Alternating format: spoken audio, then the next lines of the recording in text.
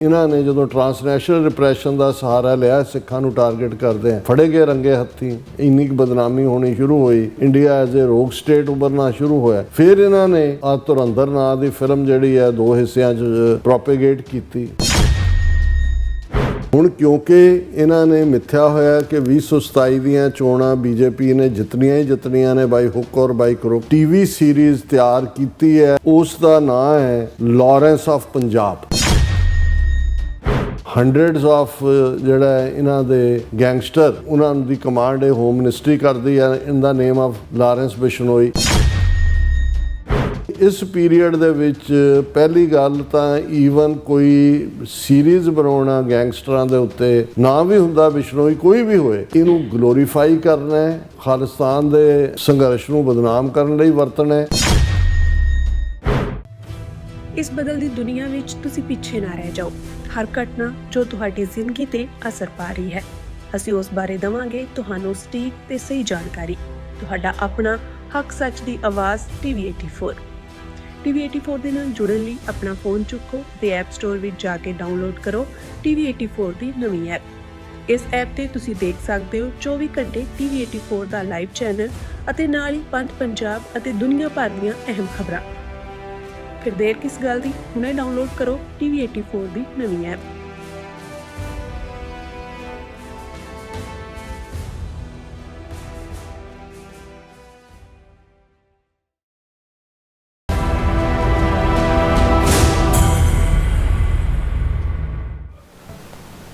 Viewers welcome back from programme. So viewers गलबात करन जा रहे हैं कि मीडिया रिपोर्टां अनुसार सरकारी शै वाली किसी कंपनी वालों भारत विच लारेंस बिश्नोई गैंग दीयां कार्रवाइयां दे आधारित लारेंस ऑफ पंजाब सीरीज़ बनाई जा रही है। इस तो पहला धुरिंदर फिल्म राही खालसा दे संघर्ष नूं बदनाम करन दी कोझी चाल जिहड़ी है चली गई है। सो इस बारे आपां गलबात करन जा रहे हैं। सो असीं चाहांगे कि तुसीं इस तरह बने रहना, देखण सुणन लई लिखण लई तुहाडा सब तो बहुत धन्नवाद। जी डॉक्टर साहब, की कहना चाहोगे? ਵੈਸੇ ਤਾਂ ਜੇ ਅਸੀਂ 47 ਤੋਂ ਬਾਅਦ ਦੇ ਦੌਰ 'ਚ ਦੇਖੀਏ ਤੇ ਬਾਲੀਵੁੱਡ ਬੰਬਈ ਸਥਿਤ ਹਿੰਦੂਤਵਾ, ਹਿੰਦੂ ਰਾਸ਼ਟਰਵਾਦ ਦੀ ਇੱਕ ਸੌਫਟ ਪਾਵਰ ਦੇ ਤੌਰ ਦੇ ਉੱਤੇ ਜਿਹੜੀ ਹੈ ਉਸ ਦਾ ਵਿਕਾਸ ਹੋਇਆ। ਪ੍ਰੀ 47 ਪੀਰੀਅਡ ਦੇ ਵਿੱਚ ਜਿਹੜੇ ਬਹੁਤ ਸਾਰੇ ਬੜੇ ਮਾਹਿਰ ਔਰ ਬੜੇ ਗੁਣਵਾਨ ਲੋਕ, ਜਿਨ੍ਹਾਂ ਦੇ ਵਿੱਚ ਮੈਜੋਰਿਟੀ ਮੁਸਲਮਾਨ ਸਨ, ਉਹਨਾਂ 'ਚੋਂ ਬਹੁਤ ਸਾਰੇ ਪਾਕਿਸਤਾਨ ਚਲੇ ਗਏ।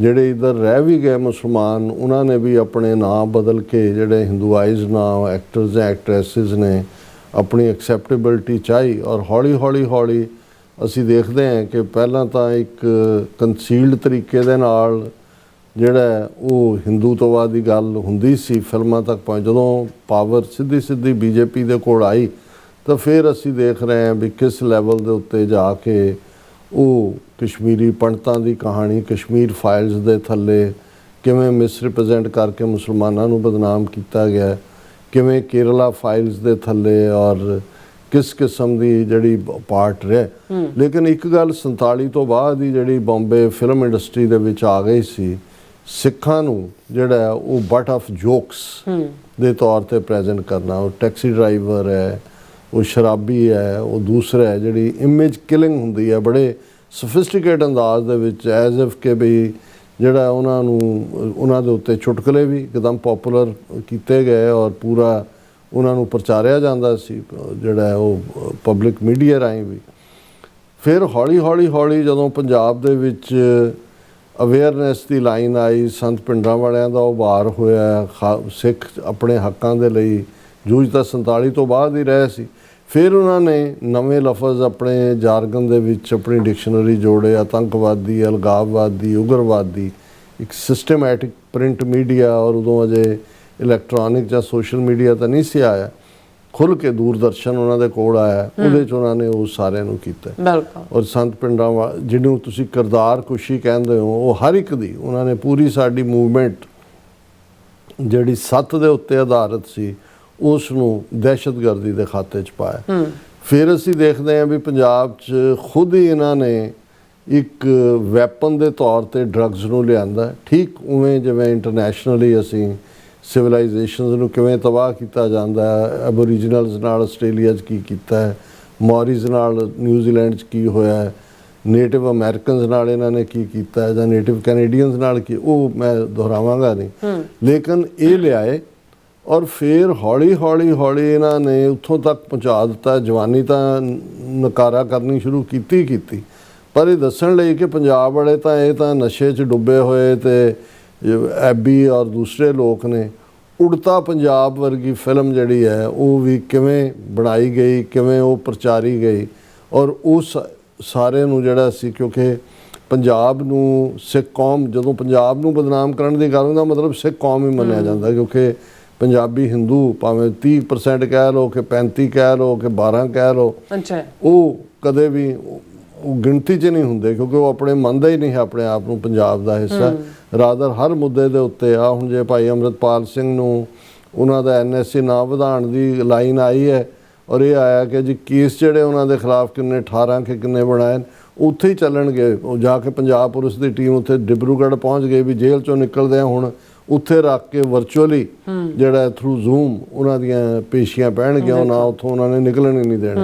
ਔਰ ਪੰਜਾਬ ਦੇ ਮੈਂ ਹਿੰਦੂ ਲੀਡਰਾਂ ਦਾ ਕੁਝ ਦਾ ਉਹਨਾਂ ਨੇ ਕਿਹਾ ਜੀ ਬਿਲਕੁਲ ਪੰਜਾਬ ਦੇ ਲਈ ਬੜੀ ਭਲੇ ਦੀ ਗੱਲ ਹੈ ਕਿ ਪੰਜਾਬ ਦੇ ਅਮਨ ਨੂੰ ਕੋਈ ਖਤਰਾ ਨਹੀਂ ਹੋਏਗਾ। ਸੋ ਉਸ ਸਾਰੇ ਦੇ ਚੱਲਦੇ ਆ ਜਦੋਂ ਇਹਨਾਂ ਦੀ ਆਪਣੀ ਫੇਲਿਅਰ, ਹੁਣ ਕੱਲ੍ਹ ਅਸੀਂ ਗੱਲ ਕਰਾਂਗੇ ਆਉਣ ਵਾਲੇ, ਕਿਉਂਕਿ ਜਿਹੜਾ ਫਾਲਸ ਫਲੈਗ ਆਪਰੇਸ਼ਨ ਇਹਨਾਂ ਨੇ ਪਹਿਲਗਾਮ 'ਚ ਕੀਤਾ, ਕੱਲ੍ਹ ਦੀ ਡੇਟ ਹੈ 22 ਅਪ੍ਰੈਲ, ਲੇਕਿਨ ਤੁਸੀਂ ਉਸ ਤੋਂ ਪਹਿਲਾਂ, ਕਿਉਂਕਿ ਇਹ ਵੀ ਉਹਨਾਂ ਦੀ ਖੁਦ ਦਾ ਫਾਲਸ ਫਲੈਗ, ਇਹਨਾਂ ਦੀ ਫੇਲਿਅਰ ਹਰ ਲੈਵਲ ਦੇ ਉੱਤੇ, ਔਰ ਇਹਨਾਂ ਨੇ ਜਦੋਂ ਟਰਾਂਸਨੈਸ਼ਨਲ ਰਿਪਰੈਸ਼ਨ ਦਾ ਸਹਾਰਾ ਲਿਆ, ਸਿੱਖਾਂ ਨੂੰ ਟਾਰਗੇਟ ਕਰਦੇ ਆ, ਫੜੇ ਗਏ ਰੰਗੇ ਹੱਥੀਂ, ਇੰਨੀ ਕੁ ਬਦਨਾਮੀ ਹੋਣੀ ਸ਼ੁਰੂ ਹੋਈ, ਇੰਡੀਆ ਐਜ਼ ਏ ਰੋਗ ਸਟੇਟ ਉਭਰਨਾ ਸ਼ੁਰੂ ਹੋਇਆ। ਫਿਰ ਇਹਨਾਂ ਨੇ ਧੁਰੰਧਰ ਨਾਂ ਦੀ ਫਿਲਮ ਜਿਹੜੀ ਹੈ 2 ਹਿੱਸਿਆਂ 'ਚ ਪ੍ਰੋਪੇਗੇਟ ਕੀਤੀ, ਕਰੋੜਾਂ ਦੀ ਬਿਜ਼ਨਸ ਇਸ ਨੂੰ ਕਰਵਾਇਆ, ਕਿਉਂਕਿ ਸਰਕਾਰੀ ਪੂਰਾ ਬੈਕ ਹੁੰਦੀ ਹੈ। ਹੁਣ ਇੱਕ ਪਾਸੇ ਜੇ ਦਲਜੀਤ ਦੋਸਾਂਝ ਵਰਗੇ ਕਰੈਕਟਰ ਵਾਲੀ ਜਸਵੰਤ ਸਿੰਘ ਖਾਲੜਾ ਦੀ ਫਿਲਮ ਜਿਹੜੀ ਹੈ ਉਹ ਬਣਿਆ ਕਿੰਨੇ ਸਾਲ ਹੋ ਗਏ ਨੇ, ਉਹਨੂੰ ਰਿਲੀਜ਼ ਨਹੀਂ ਕਰਦੇ ਜੀ, ਇਹਦਾ ਨਾਂ ਬਦਲੋ, ਇਹ ਕੱਟ ਲਾ ਕੇ ਵੀ ਅੱਗੋਂ ਕੱਟ ਲਾਉਣ ਨੂੰ ਹੁੰਦੇ, ਉਹ ਰਿਲੀਜ਼ ਨਹੀਂ ਹੋਣ ਦਿੱਤੀ ਗਈ। ਹੁਣ ਧੁਰੰਧਰ ਜਿਹੜੀ ਹੈ ਉਸ ਬਾਰੇ ਦਲ ਖਾਲਸਾ ਦੇ ਆਗੂ ਕੰਵਰਪਾਲ ਸਿੰਘ ਨੇ ਬੜੀ ਬਿਊਟੀਫੁਲੀ ਇੰਟਰਵਿਊ ਦੇ ਵਿੱਚ ਉਹਦੇ ਸਾਰੇ ਨੁਕਤੇ ਦੱਸੇ ਸੀ ਕਿ ਕਿਵੇਂ ਇਹ ਖਾਲਿਸਤਾਨ ਦੀ ਮੂਵਮੈਂਟ ਨੂੰ ਬਦਨਾਮ ਕਰਨ ਦੇ ਲਈ ਉਹਨਾਂ ਨੇ ਜਿਹੜੇ ਰਾਵੀ ਪਾਰ ਪਾਕਿਸਤਾਨ ਬੇਸ ਜਿਹੜੇ ਜੁਝਾਰੂ ਸੀ ਉਹਨਾਂ ਨੂੰ ਕਰਾਚੀ ਦੇ ਡਰੱਗ ਮਾਫੀਆ ਨਾਲ ਜੋੜਿਆ, ਔਰ ਜਿਹੜਾ ਇਨਫੈਕਟ ਇਹਨਾਂ ਨੇ ਟਰਾਂਸਨੈਸ਼ਨਲ ਰਿਪਰੈਸ਼ਨ ਦੇ ਥੱਲੇ 7 ਮਈ 2023 ਨੂੰ ਲਾਹੌਰ ਦੇ ਵਿੱਚ ਭਾਈ ਪਰਮਜੀਤ ਸਿੰਘ ਪੰਜਵੜ ਦਾ ਜਿਹੜਾ ਉਹ ਕੋਲਡ ਬਲੱਡਡ ਮਰਡਰ ਕੀਤਾ, ਉਹਨੂੰ ਡਰੱਗ ਦੇ ਨਾਲ ਜੋੜਿਆ ਗਿਆ ਖਾਲਿਸਤਾਨ ਦੇ। ਇਹਦਾ ਮਤਲਬ ਇਹ ਹੈ ਕਿ ਮੂਵਮੈਂਟ ਜਿਹੜੀ ਹੈ ਖਾਲਿਸਤਾਨ ਦੀ, ਉਹਨੂੰ ISI ਰਨ ਕਰਦੀ ਹੈ, ਡਰੱਗਸ ਦਾ ਸਹਾਰਾ, ਇਲੀਗਲ ਹਥਿਆਰਾਂ ਦਾ, ਔਰ ਇਹ ਕ੍ਰਿਮੀਨਲ ਲੋਕ ਨੇ, ਐਜ਼ ਇਫ ਕੋਈ ਖਾਲਿਸਤਾਨ ਦੀ ਮੂਵਮੈਂਟ ਦਾ ਡੈਮੋਕ੍ਰੈਟਿਕ ਜਾਂ ਇੰਟਰਨੈਸ਼ਨਲ ਲਾਅ ਦੇ ਥੱਲੇ ਕੋਈ ਆਧਾਰ ਨਹੀਂ ਹੈ। ਅੱਛਾ, ਹੁਣ ਕਿਉਂਕਿ ਇਹਨਾਂ ਨੇ ਮਿੱਥਿਆ ਹੋਇਆ ਕਿ 2027 ਦੀਆਂ ਚੋਣਾਂ BJP ਨੇ ਜਿੱਤਣੀਆਂ ਹੀ ਜਿੱਤਣੀਆਂ ਨੇ ਬਾਈ ਹੁੱਕ ਔਰ ਬਾਈ ਕਰੁਕ, ਔਰ ਰਿਪੀਟਡਲੀ ਅਮਿਤ ਸ਼ਾਹ ਤੋਂ ਲੈ ਕੇ ਤੁਸੀਂ ਉਹਨਾਂ ਦਾ ਸਾਰਾ ਸਟ੍ਰੈਟੇਜਾਈਜ਼ ਕਰਨ ਦਾ ਢੰਗ ਦੇਖੋ, ਕਿਵੇਂ ਉਹ ਫੂਲਕੇ ਵਰਗੇ ਜਾਂ ਜਗਮੀਤ ਬਰਾੜ ਤੇ ਦੂਜੇ ਚੱਕਵੇਂ ਚੁੱਲ੍ਹੇ ਜਿਹੜੇ ਨੇ ਉਹ ਲਿਆ ਕੇ ਇੱਧਰ ਵਾੜ ਰਹੇ ਨੇ। ਪਰ ਇਸ ਸਾਰੇ ਦੇ ਚੱਲਦਿਆਂ ਹੁਣ ਕਿਉਂਕਿ ਅਸੀਂ ਅਪ੍ਰੈਲ ਦੇ ਮਹੀਨੇ 'ਚੋਂ ਗੁਜ਼ਰ ਰਹੇ ਹਾਂ, ਅਜੇ ਵਿਚਾਲੇ ਇੱਕ ਆਲਮੋਸਟ 10 ਕੁ ਮਹੀਨੇ ਦਾ ਹੋਰ ਪੀਰੀਅਡ ਜਿਹੜਾ ਉਹ ਨਜ਼ਰ ਆ ਰਿਹਾ। ਸੋ ਉਹਨਾਂ ਨੇ ਹੁਣ ਜਿਹੜੀ ਇਹ ਖਬਰ ਮੀਡੀਆ 'ਚ ਮੈਂ ਵੀ ਦੇਖੀ ਹੈ ਅੱਜ ਕਿ ਕੋਈ TV ਸੀਰੀਜ਼ ਤਿਆਰ ਕੀਤੀ ਹੈ ਜਾਂ ਸ਼ੋਅ ਕਰਨ ਜਾ ਰਹੇ ਨੇ ਜਾਂ ਸ਼ਾਰਟ ਕਰਨੀ ਹੈ, ਉਸ ਦਾ ਨਾਂ ਹੈ ਲਾਰੈਂਸ ਆਫ ਪੰਜਾਬ। ਹੁਣ ਜਿਹੜੀ ਲਾਰੈਂਸ ਬਿਸ਼ਨੋਈ ਗੈਂਗ ਹੈ ਇਹਨਾਂ ਨੇ ਖੜੀ ਕੀਤੀ, ਉਹਦਾ ਸੰਬੰਧ ਪੰਜਾਬ 'ਚ ਉਹਨੇ ਕਿਲਿੰਗਸ ਕੀਤੀਆਂ ਨੇ, ਉਹ ਜੰਮਿਆ ਰਾਜਸਥਾਨ ਦਾ ਹੋਇਆ ਲਾਰੈਂਸ ਬਿਸ਼ਨੋਈ, ਅਮਿਤ ਸ਼ਾਹ ਦਾ ਡਾਇਰੈਕਟ ਮੈਨ ਹੈ, ਹੁਣ ਉਹਨੂੰ ਸਾਬਰਮਤੀ ਗੁਜਰਾਤ ਦੇ ਵਿੱਚ ਰੱਖਿਆ ਹੋਇਆ, ਜਿਹੜਾ ਇਹਨਾਂ ਦਾ ਹੀ ਸੂਬਾ ਹੈ ਅਮਿਤ ਸ਼ਾਹ ਦਾ, ਕੋਈ ਦੂਸਰੇ ਜਿਹੜੇ ਨੇ ਉਹ ਸੂਬਾ ਉਹਨੂੰ ਸੱਦ ਨਹੀਂ ਸਕਦਾ। ਔਰ ਲਾਰੈਂਸ ਬਿਸ਼ਨੋਈ ਗੈਂਗ ਦਾ ਕਿਸ ਲੈਵਲ ਦੇ ਉੱਤੇ ਜਿਹੜਾ ਇਹਨਾਂ ਨੇ ਯੂਜ਼ ਕੀਤਾ ਹੈ ਜਿਹੜਾ ਰਾਹ ਨੇ, ਉਹਦੇ 'ਚ ਅਸੀਂ ਦੇਖਦੇ ਹਾਂ ਕਿ ਸਿੱਧੂ ਮੂਸੇਵਾਲੇ ਦਾ ਮਰਡਰ, ਕੈਨੇਡਾ ਅਮਰੀਕਾ ਦੇ ਵਿੱਚ ਫਰੋਤੀਆਂ ਦੀ ਲਾਈਨ, ਲਾਰੈਂਸ ਬਿਸ਼ਨੋਈ ਗੈਂਗ ਨੂੰ ਕੈਨੇਡਾ 'ਚ ਵੀ ਇੱਕ ਗੈਂਗ ਜਿਹੜਾ ਹੈ ਦਹਿਸ਼ਤਗਰਦ ਗੈਂਗ ਐਲਾਨਿਆ ਹੋਇਆ। ਹੁਣ ਈਵਨ ਇਹ ਵੀ ਕਬੱਡੀ ਦੇ ਮਾਮਲੇ, ਕਬੱਡੀ ਟੂਰਨਾਮੈਂਟਾਂ ਦੇ ਮਾਮਲੇ 'ਚ ਸਾਰੇ ਇਹਨਾਂ ਦੇ ਗੈਂਗਸਟਰ ਫਰੋਤੀਆਂ। ਹੁਣ ਈਵਨ ਕੈਨੇਡਾ ਦੇ T20 ਜਾਂ ਦੂਸਰੇ ਕ੍ਰਿਕਟ ਟੀਮ ਦੇ ਵਿੱਚ ਵੀ ਕਿਵੇਂ ਇਸ ਗੈਂਗ ਨੇ ਆਪਣੀ ਮਰਜ਼ੀ ਦੇ ਬੰਦੇ ਵਿੱਚ ਲਵਾਉਣ ਦੇ ਲਈ ਆਪਣਾ ਇਸਤੇਮਾਲ ਕੀਤਾ ਹੈ। ਹੰਡਰਡਸ ਆਫ ਜਿਹੜਾ ਇਹਨਾਂ ਦੇ ਗੈਂਗਸਟਰ, ਉਹਨਾਂ ਦੀ ਕਮਾਂਡ ਇਹ ਹੋਮ ਮਿਨਿਸਟਰੀ ਕਰਦੀ ਹੈ in the name of Lawrence Bishnoi. Bishnoi ਹੈ, ਇਹਦਾ ਕੋਈ ਪੰਜਾਬ ਨਾਲ ਸੰਬੰਧ ਨਹੀਂ। ਹੁਣ ਇਸ ਪੀਰੀਅਡ ਦੇ ਵਿੱਚ ਪਹਿਲੀ ਗੱਲ ਤਾਂ ਈਵਨ ਕੋਈ ਸੀਰੀਜ਼ ਬਣਾਉਣਾ ਗੈਂਗਸਟਰਾਂ ਦੇ ਉੱਤੇ ਨਾ ਵੀ ਹੁੰਦਾ, ਬਿਸ਼ਨੋਈ ਕੋਈ ਵੀ ਹੋਏ, ਇਹਨੂੰ ਗਲੋਰੀਫਾਈ ਕਰਨਾ ਹੈ, ਇਹਨੂੰ ਔਰ ਇਹਨੂੰ ਖਾਲਿਸਤਾਨ ਦੇ ਸੰਘਰਸ਼ ਨੂੰ ਬਦਨਾਮ ਕਰਨ ਲਈ ਵਰਤਣਾ ਹੈ। ਕਿਉਂਕਿ ਉਹ ਗੋਬਰ ਆਰੀਆ ਵਰਗਾ ਤਾਂ ਸ਼ੁਰੂ 'ਚ ਕਹਿ ਚੁੱਕਾ ਸੀ ਕਿ ਜੀ ਇਹ ਬਿਸ਼ਨੋਈ ਗੈਂਗ, ਇਹ ਖਾਲਿਸਤਾਨੀ ਥਰ ਥਰ ਕੰਬਦੇ ਨੇ ਇਹਦੇ ਤੋਂ, ਇਹਨਾਂ ਨੂੰ ਇੰਨੀਆਂ ਪਾਵਰਸ ਬਿਲਟੀ ਉਹਨਾਂ ਨੇ ਕੀਤਾ ਹੋਇਆ।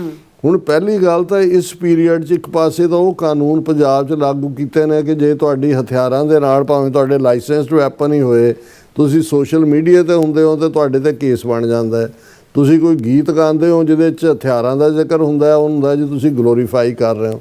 ਪਰ ਇਹ ਕੌਣ ਲੋਕ ਨੇ ਜਿਹੜੇ ਇਸ ਕਿਸਮ ਦੀ ਟੀਵੀ ਸੀਰੀਅਲ ਉਸ ਦੇ ਨਾਂ ਤੇ ਤਾਂ ਉਹਨੂੰ ਪੰਜਾਬ ਨਾਲ ਜੋੜ ਕੇ ਕਿ ਭਾਈ ਲਾਰੈਂਸ ਆਫ ਪੰਜਾਬ, ਹੁਣ ਇਹ ਕੀ ਹੈ ਬਿਹਾਈਂਡ? ਔਰ ਇਸ ਦੇ ਉੱਤੇ ਮੈਂ ਸਮਝਦਾ ਵੀ ਚੰਗੀ ਗੱਲ ਹੈ ਵੀ ਪਹਿਲਾਂ ਇਸ ਦੇ ਉੱਤੇ ਨੋਟਿਸ ਈਵਨ ਜਿਹੜੀ ਪੰਜਾਬ ਕਾਂਗਰਸ ਚੀਫ ਹੈ ਰਾਜਾ ਵੜਿੰਗ, ਉਹਨੇ ਇਸ ਦੇ ਉੱਤੇ ਲਿਆ ਔਰ ਲੀਗਲ ਨੋਟਿਸ ਭੇਜਿਆ ਕਿ ਭਾਈ ਇਸ ਸਾਰੇ ਨੂੰ ਜਿਹੜਾ legal notice makers of the TV series Lawrence of Punjab, ਉਹਨਾਂ ਨੇ ਕਿਹਾ ਕਿ ਭਾਈ ਇਹ ਤਾਂ ਹੁਣ ਉਹ ਸਿੱਧੂ ਮੂਸੇਵਾਲੇ ਦਾ ਪਿਓ ਵਿਚਾਰਾ ਅਜੇ ਤੱਕ ਵੀ ਜਿਹੜਾ ਉਹ ਇਨਸਾਫ ਡੀਕ ਰਿਹਾ, ਜਿਸ ਲੈਵਲ ਦਾ ਇੰਟਰਨੈਸ਼ਨਲ ਉਹਦੀ ਰੈਕਗਨੀਸ਼ਨ ਸੀ, ਤੇ ਇਧਰ ਤੁਸੀਂ ਉਸ ਨੂੰ ਗਲੋਰੀਫਾਈ ਕਰੋਗੇ ਜਾਂ ਉਹਨੂੰ ਡੀਕ ਰਾਏ, ਦੋਨੋਂ ਹਾਲਤਾਂ ਦੇ ਵਿੱਚ ਹੀ ਤੁਸੀਂ ਪ੍ਰਮੋਟ ਕਰ ਰਹੇ ਹੋ ਔਰ ਉਹਨੂੰ ਲਾਰੈਂਸ ਆਫ ਪੰਜਾਬ ਬਣਾ ਕੇ ਪੰਜਾਬ ਨੂੰ, ਸਿੱਖ ਕੌਮ ਨੂੰ ਬਦਨਾਮ ਕਰ ਰਹੇ ਹੋ। ਔਰ ਉਹਨੇ ਮਿਸਟਰ ਵੜਿੰਗ ਨੇ ਕਿਹਾ ਕਿ ਭਾਈ ਇਹ ਜਿਹੜੀ ਹੈ ਕਿ ਇਸ ਕਿਸਮ ਦਾ ਸ਼ੋਅ ਇੱਦਾਂ ਦੀ ਪਬਲਿਕ ਪਰਸੈਪਸ਼ਨ ਕ੍ਰੀਏਟ ਕਰ ਸਕਦਾ ਹੈ ਯੰਗ ਲੋਕਾਂ ਦੇ ਵਿੱਚ।